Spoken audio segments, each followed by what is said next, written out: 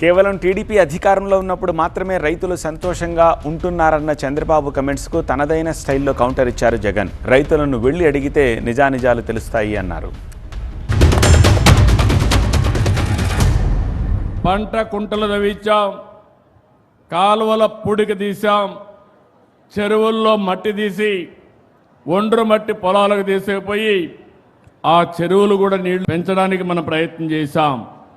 ఎన్టీఆర్ జలసిరి తీసుకొచ్చాం, ట్రెంచెలు కొట్టాం, నీరు చెట్టు అన్నాం, అనేక విధాలుగా మీకు దగ్గరకు వచ్చాం.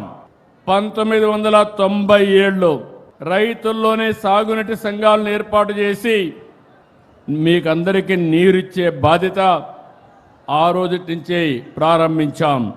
మొట్టమొదటిసారిగా ఇన్పుట్ సబ్సిడీ ప్రారంభించింది ఈ అనంతపూర్ జిల్లా నుంచి అని చెప్పి మరొకసారి మీ అందరికీ తెలియజేస్తున్నాను.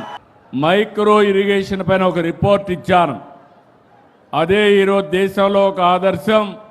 దాన్ని అందరూ ఫాలో అయ్యే పరిస్థితి వచ్చారు. ఏ రైతుకు కూడా ఈరోజు గిట్టుబాటు ధర రావడం, ఉల్లి పంట చూసుకో, శనగ పంట చూసుకో, ఏ పంట అయినా చూసుకో, దళారీల వ్యవస్థ, ఏ రైతుకు కూడా గిట్టుబాటు ధర రావడం. అదే మన హయాంలో ఆర్బీకే పెట్టి, ఈ క్రాప్ పెట్టి, అందులో continuous monitoring of agricultural prices and procurement అని సీఎం మ్యాప్ అని పెట్టి ప్రతి ఆర్బీకే పరిధిలో ఒక పోస్టర్ కనిపించేది. ఇదిగో ఈ పంటలకు ఇవి గిట్టుబాటు ధరలు అని. అంతకన్నా తక్కువ రేట్లు ఎక్కడైనా కానీ ఉంటే వెంటనే ప్రభుత్వం ఇంటర్వ్యూన్ అయ్యేది. ఆ వెంటనే ఆర్బీకే పరిధిలో నుంచి అగ్రికల్చర్ అసిస్టెంట్ వెంటనే సీఎం యాప్లో అప్లోడ్ చేసేవాడు.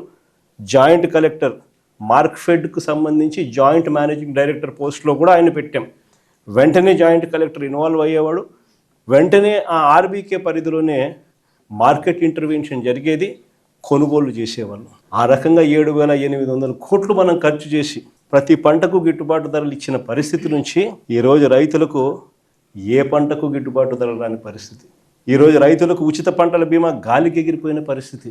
రైతులకు కరువు వచ్చినా, తుఫాన్లు వచ్చినా, ఇంకోటి వచ్చినా ఆదుకునే నాతుడు లేడు. వాళ్ళ కర్మ అంతే అన్న పరిస్థితి, వదిలేసిన పరిస్థితి. మన హయాంలో ఇన్పుట్ సబ్సిడీలు సీజన్ ముగిసేలోగానే ఇన్పుట్ సబ్సిడీలు ఇచ్చి మరుసటి సీజన్కి రైతును సన్నద్ధం చేసేవాళ్ళం.